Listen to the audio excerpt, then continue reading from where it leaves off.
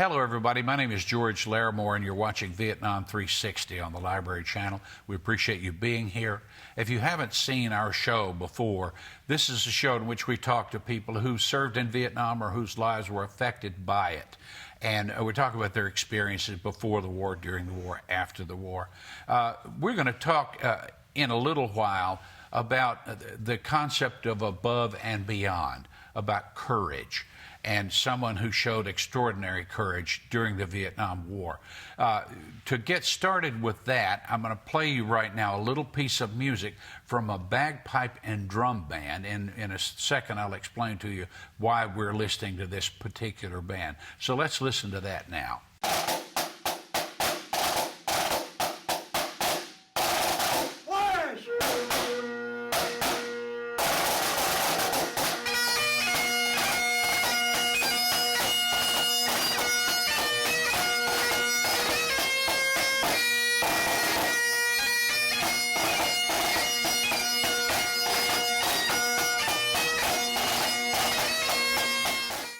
The drummer you just heard was Gene Miltner, and the bagpiper was Gordon Abernathy. And the reason that we have them on today, and you'll hear more from them later, is that this bagpipe and drum band is named for Sergeant Walter Singleton, who is the only Shelby Countyan who received the Medal of Honor in Vietnam.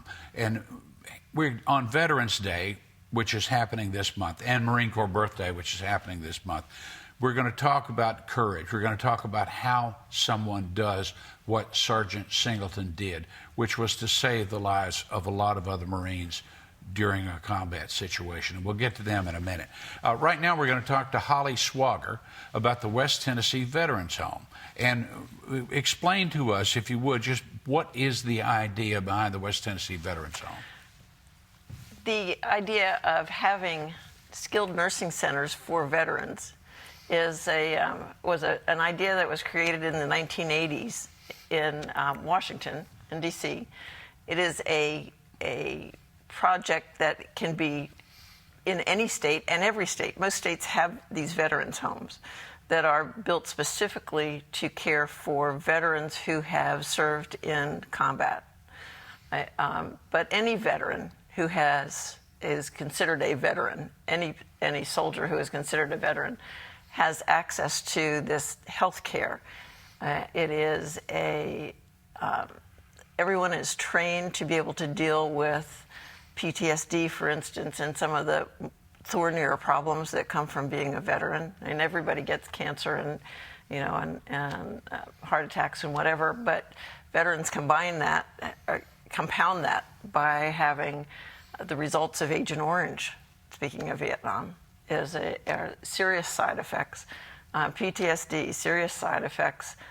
Lots of our young people have come back from Iraq and Afghanistan with their legs blown off, and they're having lost a limb. From my personal experience, our daughter has a very good friend. Hopefully, one of these days they'll even get married. That was in an explosion, an IED explosion in Iraq, and had to have his entire face reconstructed. So this kind of skilled nursing facility for those people who have not access to good enough long-term care is why that project is out there. And any state can do it according to some guidelines, but any state has the opportunity to do it. In our state, we have the highest number of veterans in the state of Tennessee live in Tipton, Shelby, or Fayette County. And how many are there? You told me this the other day, but I want to get it right. There are about 64,000. When we started raising funds for this project, it was 75,000. 75,000 veterans in those three counties. Those three counties. Big number. Again, and remind our audience, we're talking about Vietnam in this show, right. But it's important to remember that Vietnam veterans, like myself, we're getting older. Right. And as you just said, you had more veterans when you started raising money for this process. But, again, talking about the young man that your daughter knows, veterans will die, there will be Yes. more. And Yes. as long as there are veterans, as long as there are combat veterans, and we have another generation of them now, Coming up, they yeah. will always need help. They will always, always need help. And when you think about the current crop of veterans that are coming in, right now their families are taking care of them. But their families are not probably going to be there through the entire length of their lives because, medicine has made it possible for them to live for as many years as normal. So if you're 65 or older, you have a really high chance of needing long-term care at some point, and especially if you're a veteran, you need that long-term care. In this case, a veteran's home is created to provide a place that you do not go to die. It's a place where you get rehabbed and get to go home to your family again.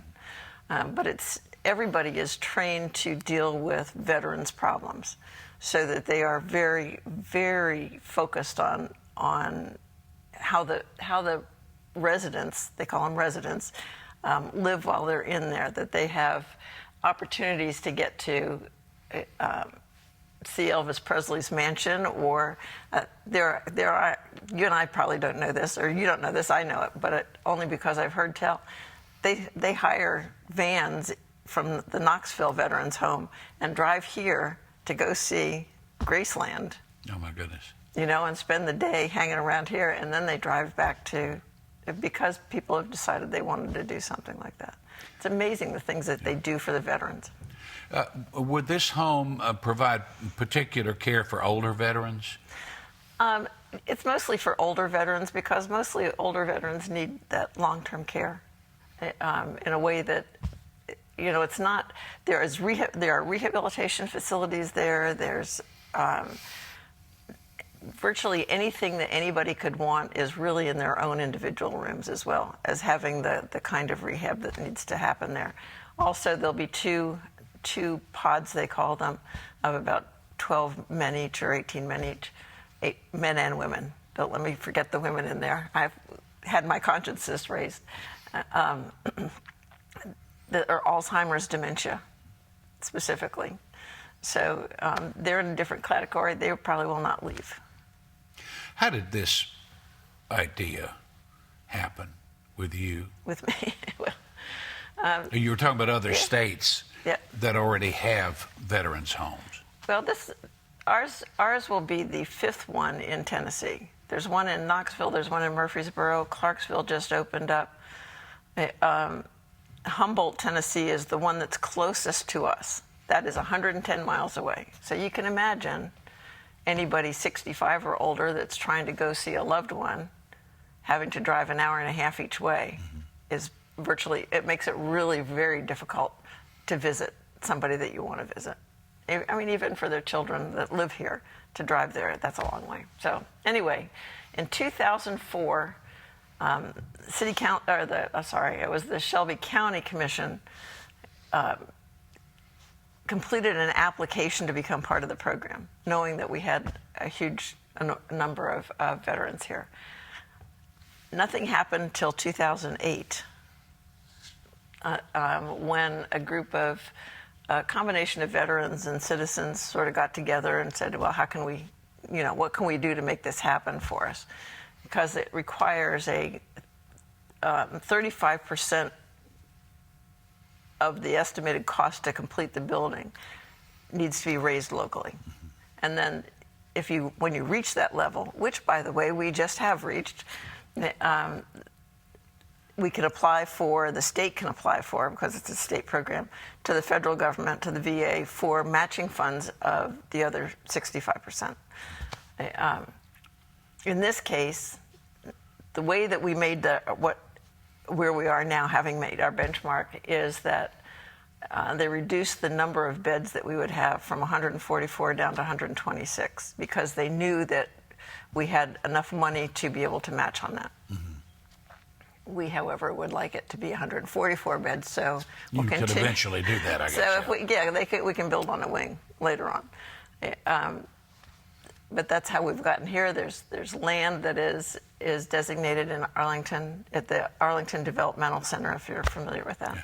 What's it close to? Give us some specifics about where it's going to be. If you're driving to Nashville, it's between 385 and 205, right in there, and it'll be on the left.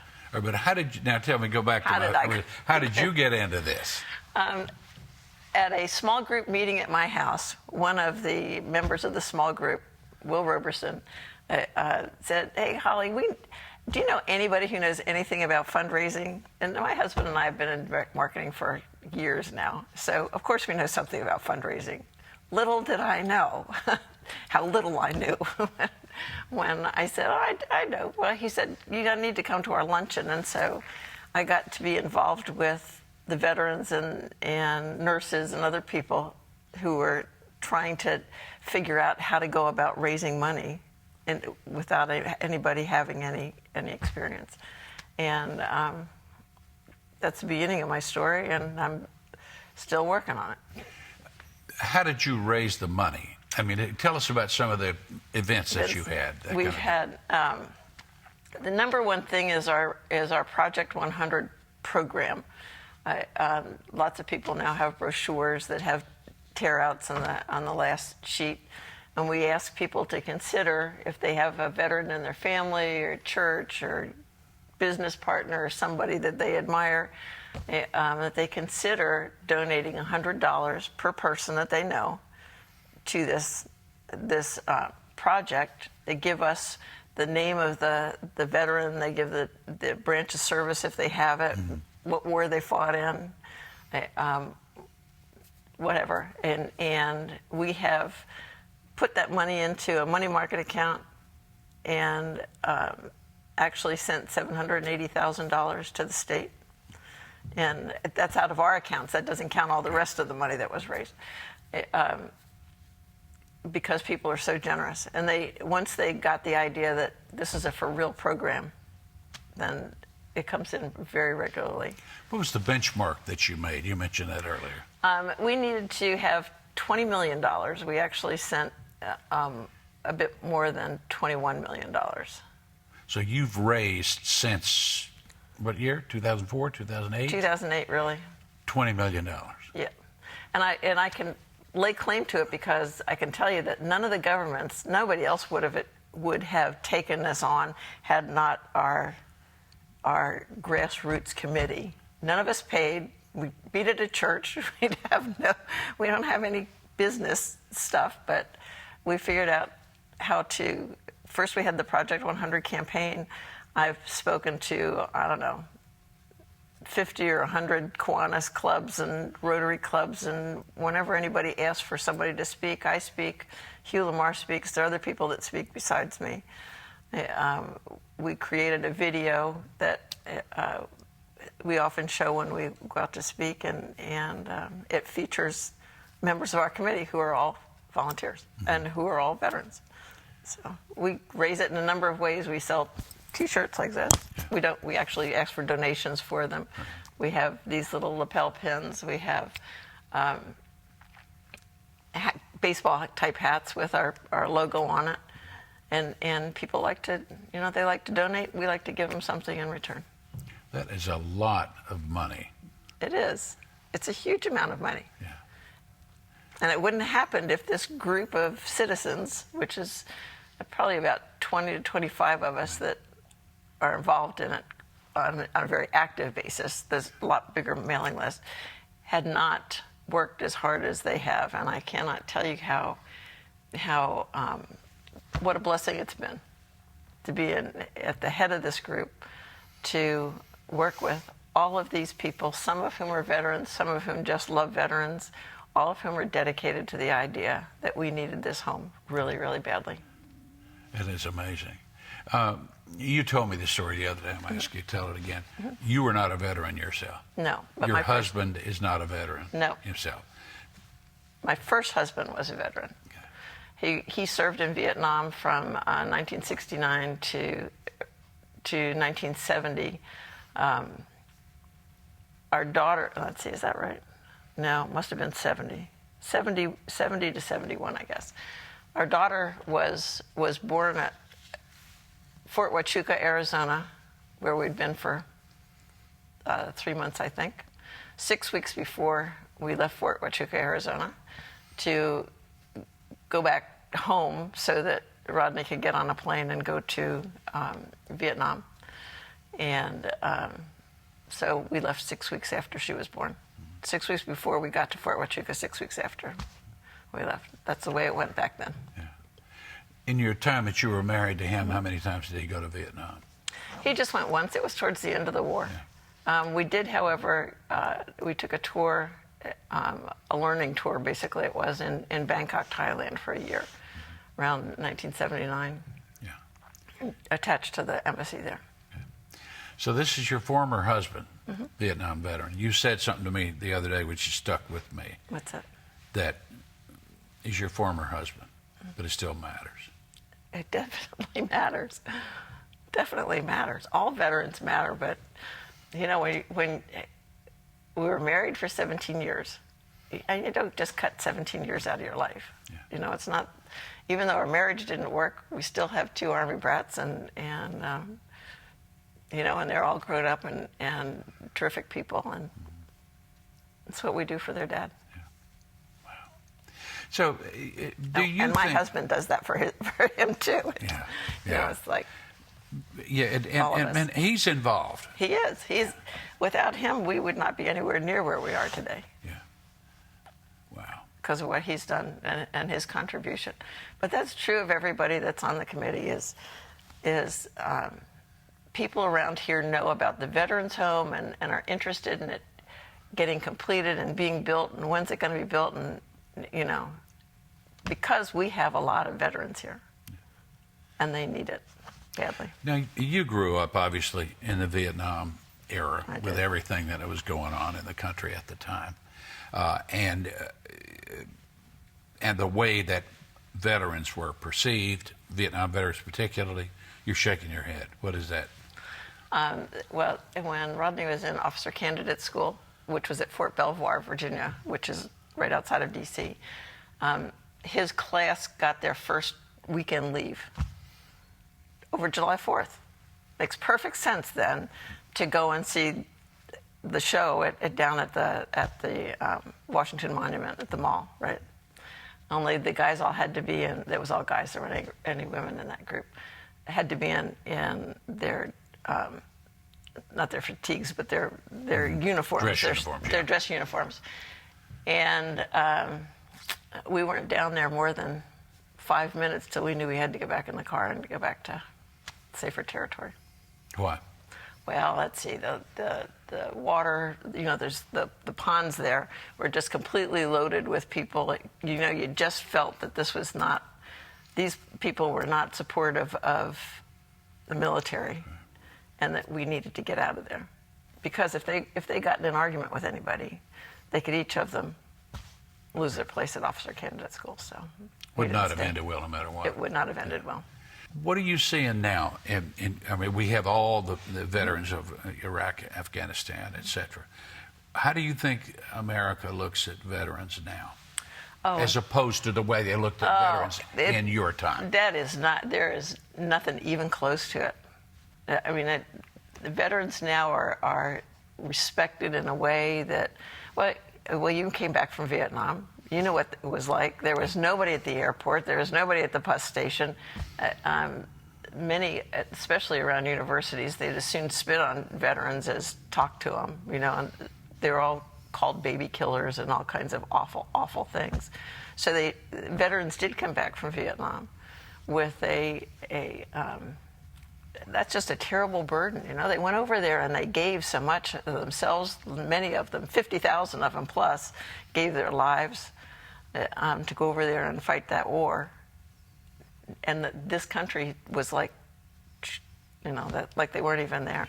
But now they are. And I have to credit the Bush administration and what happened during those years of getting people involved in the veterans' lives, and they're being sent over to Iraq and wherever, and people they went to the airports and they greeted them and did all kinds of wonderful things for them. Was this first President Bush, second President Bush? Second. Second, okay. After 9/11. Yeah, after 9/11, you're absolutely right. Okay. I mean, the whole attitude changed. How much do you think the experience of Vietnam, and we all, people who went to Vietnam or not, experienced the war. Yep. And it's always occurred to me that a lot of people rethought the Vietnam veteran in the aftermath and thought maybe we didn't treat them so right. I think Do that's you true. think that the veterans today are being treated better as a result of that? Oh, definitely. Yeah.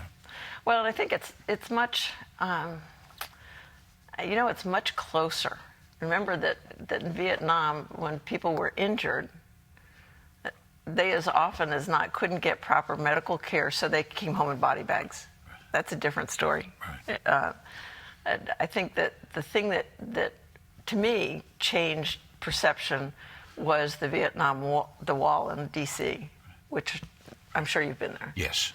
It just, it rips the tears out of your eyes when you go to see it, I think, even today. Yeah. But I think that was so memorable. Wow. That made a huge difference there. But now, with George W. Bush and that whole 8 years, there was veterans were just honored in a different way, and I think they felt that they were doing, it was two things. One of which is that they wanted to do something to pay back those sons of guns that blew up the Twin Towers, and then the Pentagon, and Pennsylvania and so forth, and Shanksville. And I think that the veterans, instead of being drafted, remember, were you drafted? No. No. I joined. Yeah, so did Rodney. Being drafted and having no alternative, and the people that were over in Vietnam, sometimes were not very, there was a lot of fragging was the watchword back then, which was not fun. But I think that's not been the same in this last group. I want you to tell us, again, you're watching Vietnam 360, and Holly Swogger is our guest today from the West Tennessee Veterans Home. If people want to help you, and you're going to continue to need help even when the doors open of this home, when do you expect that to be? Well, I wish I could tell you a date. I don't know when that date's going to be. If we hit priority 1 in March, which is what we expect, and the federal government allocates enough money to fulfill all the needs for the entire country, it's not just us, then I would think that they will break ground possibly next summer. And we might break ground anyway. They have enough money to get started at least. Tell us how people can help you. We're going to put some information on the screen for you to tell you what to do. So there's mail a check find a brochure. A brochure is the best way because you can put all your information on that blue flap. Mail your check to West Tennessee Veterans Home. WTVH works just fine. P.O. Box 655, Cordova, Tennessee 38088. If you need to talk to me or you have questions for me about it, it's 901 496 0655. I don't you know have a website? We have a website too. Tell us what that is. www.veterans-home.com.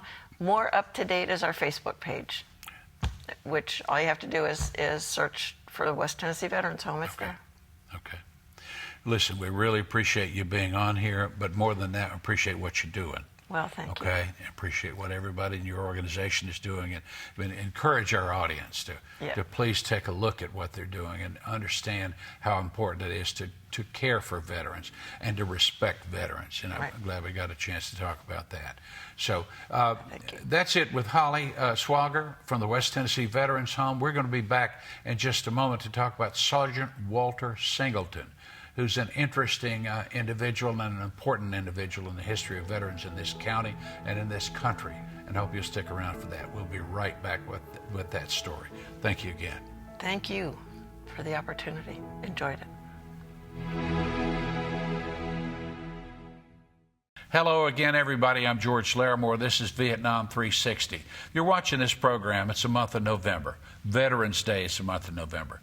Marine Corps Birthday is the month of November. It's a time that we think about our veterans, and we think about, in this episode, we're going to talk about someone who went above and beyond, as an expression that you often hear about personal courage in combat. But before we do that, I want you to hear from a bagpipe and drum band, which is named for a gentleman named Sergeant Walter Singleton.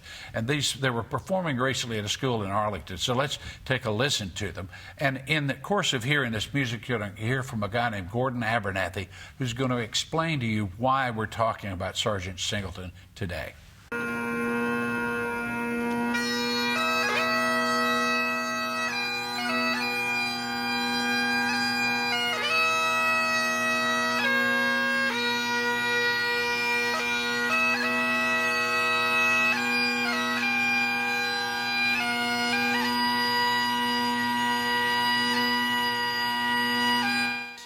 What'd you think when you read the citation?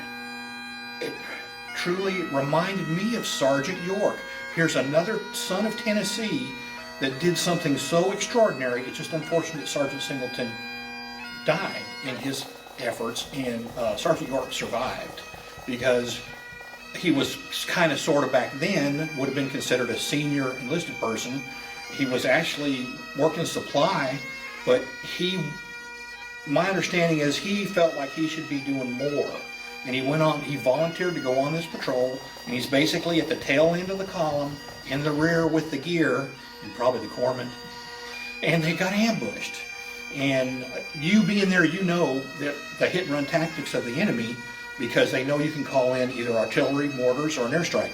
So they're going to inflict damage on you and then boogie. Well, they didn't. They kept pouring it on. And there's about 30 guys trapped. And Sergeant Singleton, depending on which version you hear, either 3 times or 5 times, went forward to help the corpsman evacuate the wounded under fire. I mean, these folks trying to kill him. And he did that either 3 or 5 times. Then I think he got mad, and he picked up a dead gunner's automatic weapon, outflanked the enemy, and they were in bunkers. But in the jungle, you were there, you know, you can't see 10 feet in front of your face, but he outflanked them, and he took out 8 of them before he got hit. And that broke their back, and of course they withdrew and ran away, but Sergeant Singleton was hit. And my understanding is they did their best to save him, but he died on a medevac helicopter. Nobody told him to do that, nobody ordered him to do that. He saved the lives of all those Marines, and that gets to your heart, that he would do that.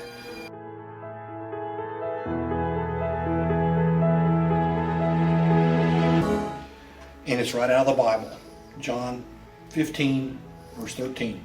Greater love hath no man than this, that he laid down his life for his friends. That's Sergeant Singleton.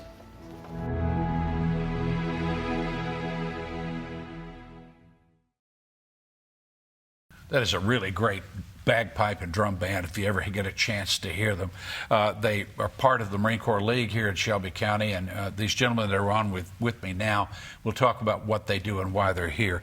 To the far right is Phil Taylor. Next to me is Joe Tisha. I really appreciate them dressing up in dress blues this morning, these proud ex-Marines, and we're glad to have you here and appreciate it. Neither one of you knew Walter Singleton, but you know what he did. And we just heard a gentleman explain basically what he did in combat in 1967. What does it take, if it's possible to say, for someone to summon the courage to save the lives of other people under fire? How hard is that to do, and how does someone do it? Well, selfless devotion to duty. You know, in the Marine Corps, you're a band of brothers. You know, you look out for one another, you watch each other's back. And in a combat situation, a lot of times a few go above and beyond a call of duty. You know, it takes a lot of courage. You know, I've seen a few guys that, when I was in Vietnam, that in combat, you never know how you're going to react, but they displayed a lot of courage in combat. Joe, the training is a part of it, right? Training is a part of it, but nothing prepares you for combat, you know, just as actually being there. In my case, it was when the combat started and I saw my brothers going down, I started shaking. I couldn't move my legs. It was terrible. And then I started changing. I started getting upset. I started getting mean. I started getting mad. And then I just wanted to help my brothers, and I just wanted to eliminate the enemy. And that was me. I just wanted to stop the shooting. I wanted to help my brothers. I wanted to get my brothers out of the fire zone, and that was me. Now tell me about the situation in which this happened. Well, we were ambushed, and This is 1960. 1968 on about a mile and a half. I was on a convoy, a mile and a half from the city away. It was in a cemetery, and we were returning from a resupply mission. There were 18 vehicles, 50 Marines, and we were ambushed by 2 battalions of North Vietnamese, which were led by a group of Viet Cong that were leading them from Laos into Hue. And they thought we were easy pickings, so they wanted to attack our convoy. And they thought they could wipe us out, but not quite. We stood toe to toe with them, and it was a terrible experience. We had 2 Antoses, which looks like a little armored Volkswagen with 6 106s. Our commander was Captain Ron Brown. He jumped on the lead Antos and ordered my friend Dave Smith to break the ambush, and Dave took off. They went to the safety of Highway 1. And on the breakout, Captain Brown was killed, and Dave didn't know what to do. He could have made it to the safety of Phu Bai, but he turned around and loaded 2 of his 106 tubes and returned to the action and knocked out a concrete building which was housed most of the rocket launchers. And Dace was the real hero of the ambush. But, What did you do? well, 2 of my Marines my machine gun team was down. They both got hit, and I saw them in trouble. And all I wanted to do was get the NVA that were shooting at them. It was an NVA machine gun team on the other side we were on one side of the road in a ditch, and the NVA were dug in a position on the other side of the road. It was almost like hand-to-hand combat. And I charged up to the machine gun team and grabbed both of them by their flak jackets and pushed them to safety. We were in a cemetery, and I pushed them to safety into a pagoda area. And then I went back for their machine gun and grabbed their machine gun and took it to their position. And then I wanted to get to that machine gunner, an NVA machine gunner, and I had my machine gun, I had my hand grenade holder. I had three grenades in there. I went back up to the side of the road behind a deuce and a half, and I kept lobbing grenades, but my adrenaline was up, and I kept overthrowing them, and I was out of grenades, and I yelled for my buddies to throw me a grenade, and they threw a grenade, but it went under the deuce and a half. So I crawled under the deuce and a half, and all I could see were Ho Chi Minh sandals on the other side of the deuce and a half. So I put my M16 on fully automatic, hoping that it wouldn't jam, and I shot their feet out from under them, And then when they fell, I shot again. And I don't know if I killed them all, but they had a long ways back to go into North Vietnam. So I grabbed that grenade and I threw it back at the machine gun position. Just so happens it was a direct hit, and it blew up that machine gun team, and they didn't fire another shot the rest of the day. And then I went back to safe, and then when I headed back, a North Vietnamese soldier that I guess had survived my M16 blast at him threw a grenade, went right between my legs. I turned around thinking I could throw it back. Next thing I knew, I went flying over the deuce and a half. And their NVA were firing at me, and my guys in the cemetery were firing at them, and rounds were just going both ways at me.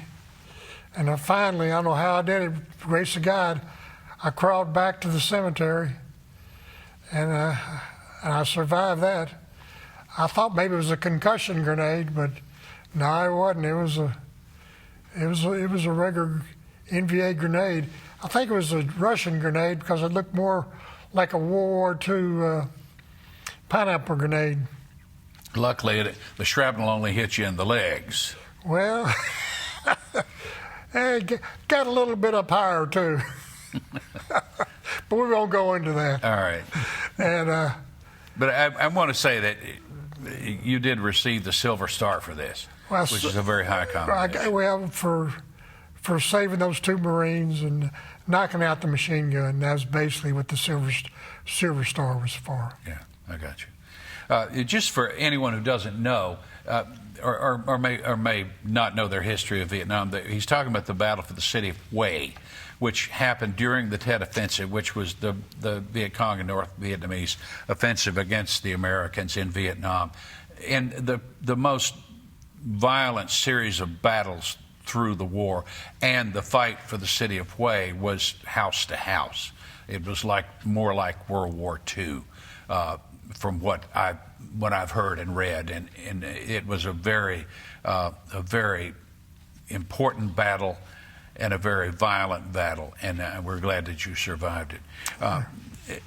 Talk to me, if you would, Phil, about Sergeant Singleton again. If you drive around Memphis, you'll see there's a parkway named for him. There is a community center named for him. There's, I believe, a park named for him as well. What do you know about him? Have you met his? I think you've probably met his brothers, haven't you, or his brother? I've met his brother Bobby. His brother Bobby was also a Marine. Yeah. And the story that Bobby told me, they both got orders. Walter and Bobby got orders for Westpac, for Vietnam, around the same time. And when they got to Okinawa, only one son could go to a combat area. So they flipped a coin, and Bobby lost the coin flip. So he stayed in Okinawa for a year. Bobby lost the coin flip. He lost, well, what I say, he lost the coin toss. But Bobby stayed in Okinawa for a year. So Walter went to Vietnam. And Walter was in A Company, 1st Battalion, 9th Marine Regiment, 3rd Division. And he was a supply sergeant. Right. He was also trained, ironically, he was an 0331 like I was, right. And then they put him in supply, and they also put me in supply. I was with 5th Marine Regiment, 2nd Battalion, 5th Marine Regiment. I saw very little combat. I saw enough combat to earn a combat action ribbon. Mm-hmm. But mostly we were involved. I was in S4, which was logistics. We were involved with troop movement, assigning trucks to convoys, drawing ammunition for the regiment, rations, clothing, rifles if they needed rifles, grenades, you name it, ordnance, shells for the 155s. For 11th Marine Regiment was our artillery regiment that provided artillery fire for us. So. And Sergeant Singleton's job was kind of like your job. Yeah, he was in the what we call the rear, in the rear with the gear. Right. You know, we would stage the ammunition and all the supplies in a staging area, which we call it LSA, and we would issue out all the ammunition and all the supplies that were needed before the what we call grunts, infantry, before they went out on their search and destroy missions in their operations. And we'd take the supplies out, and then once we dropped off the supplies, then we'd leave in the convoy to go back to the CP area, back to Anwa. A lot of the operations were up north, so it was a long drive back. And I remember one experience that I had. We had dropped supplies off, and we were getting ready to get back in the truck and start the convoy back to Anwa, but we couldn't. It was getting kind of late. The engineers had swept the roads for mines, so we had to dig in for the night, had to string concertina wire and run patrols, and there'd be 2 guys to a foxhole. We had to dig in. So that was kind of scary, because I'd never been out there, I guess, in a combat situation like that, where the grunts are gone and you're by yourself. Yeah. You know, and you got to provide your own security. Yeah. Tell me what the Marine Corps League does. Both of you are a part of it, and the reason that you're in your dress blues today. Explain to us why you're in your dress, or why you keep dress blues, and why you have them at hand. Well, I'm the commandant of the Sergeant Walter K. Singleton Marine Corps League detachment. We do all military honors, full honors at the cemeteries for veterans, mostly Marines, but we do ceremonies for other services too. And we also do fundraisers to raise money to support our budget, and to for Toys for Tots, you know, to help the kids with toys. Their families are underprivileged; they can't afford to buy them toys for Christmas, so we do that. But we have a rifle team. We fold at the cemetery. We have it's like the 3 volley. It's not the only person that gets a 21 gun salute is the President of the United States. So we do what we try to have 7 members of the rifle team. We fire 3 volleys each, and we fold the flag, give it to the surviving spouse, and normally give them a challenge coin from our detachment. And we enjoy working with the children, the young people in the schools. We go out there and we do the flag folding ceremony, usually on Veterans Day or a couple of days before Veterans Day. And we talk about patriotism and courage, you know, what the flag stands for, you know. And most of the children in the school systems are very patriotic, I think. And they appreciate the sacrifices that the military, that in wars past, that we've made to preserve our freedoms, rights and privileges and freedoms. And I always tell them freedom is not free. You know, there's blood spent. Some make the ultimate sacrifice. They give their all. Like Sergeant Singleton did. And everybody, what do they tell you about him as a person? Not what does his brother tell you about? What was he like, if you ask him that question? Well, Bobby was a very quiet person, and he was really involved in his church. In high school, he didn't date a lot. You know, like I was saying, he was sort of quiet, but he was well liked. Bobby said he was younger than him. They had another brother too, and 2 sisters. But Bobby said it was always a privilege to go with him to football games, you know, and to they shared different hobbies. I think they liked fishing and hunting, and he said that Walter was a good brother, and it was really hard for Bobby when Walter was killed in action to accept it. You know, it was really hard because he stayed back in Okinawa. He wasn't there with his brother, you know. And most Marines are like that. When they lose a buddy in combat, if you're not out there with them, it's really hard on you. You know, you get kind of like a guilt feeling you have about you, you know. And I experienced that from losing a real close friend in Vietnam that was in our regiment that was killed in action. And for a couple of years after I came back from Vietnam, a lot of times I didn't sleep well at night, and I had that guilt inside of me. I was back at the CP staging a convoy, issuing out supplies, and he was out in combat and he was killed, and it was really hard for me. And to this day, I still remember him. His name was Pruitt Cheney, and I still remember him. I think everyone remembers somebody like that. You do, Joe? You remember guys? I have 20 guys on that wall from my convoy, 20. Wow. And I've got the rubbings of all 20 of them that I keep. It's a big burden. Do you have children, Joe? Yes, I do. 2 daughters. 2 daughters. How much do they know about Vietnam from what you experienced?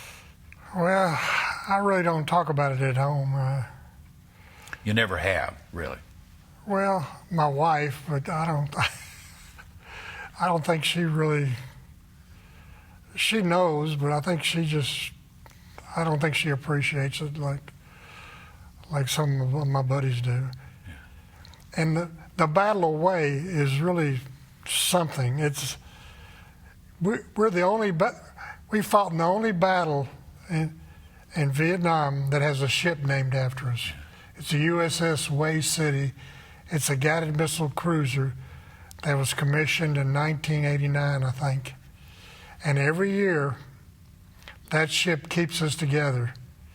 It has a memorial every year and invites all the Marines that participated in the battle to come down there in Mayport, Florida. It's its home base. And they have like 3 days of remembrance. They have like a golf tournament for us. They have a dinner. They have a brunch for the wives, and on certain occasions they take the ship out for us. So it's a really good deal because it keeps us together, and it really means a lot to us. How do y'all feel about last year on public television? There was a long series about Vietnam that a lot of people saw, and it changed a little bit for a lot of people in the way they looked at Vietnam. Did you hear anybody talk about that TV series and what their feelings were about Vietnam after the fact? A lot of people ask me how did I feel about it, and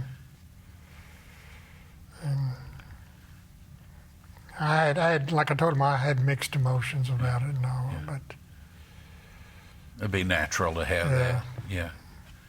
Some good, some bad. I had some coming up, some friends that would come up to me and ask me, is that a true depiction of what actually happened in Vietnam?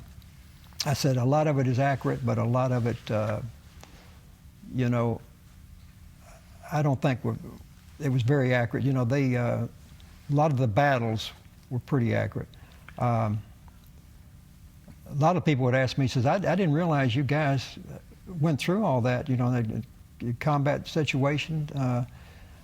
And they asked me about the South Vietnamese government. Said we had some people there that were in the South Vietnamese government that were interviewed, and they were talking about about the government there. And I said, they were asking me, we've heard a lot of the people in South Vietnamese government were corrupt. I said, well, that was true. And so, some of them were working with the Viet Cong,